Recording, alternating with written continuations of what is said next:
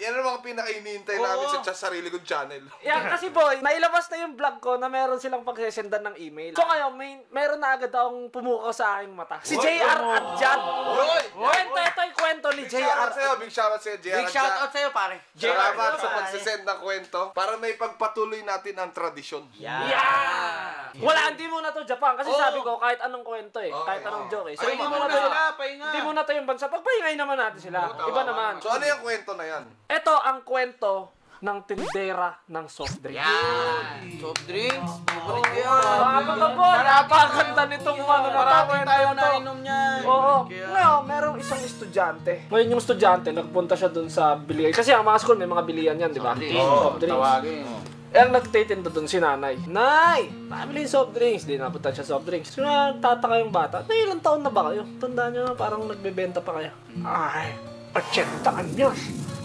Matanda. Wala lang ngipin. Kaya ganyan magsalita. Ay, 80 anyos na. So, sabi ngayon nung estudyante, 80 anyos na kayo, bebenta pa kayo? Ako wag niyo akong minamuliit. Gawa ng kahit ako dito nagbebenta.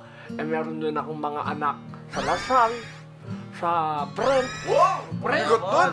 Doon nag-aaral yung mga yung mga anak ni Pacquiao dati. Brent School.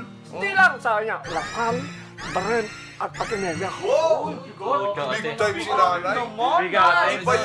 Iba yung grind niya. Iba. Parang may-ari ng factory yun si nanay.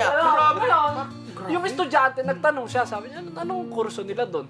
Sabi ni nanay, ay, nagbebenta rin ng soft drinks.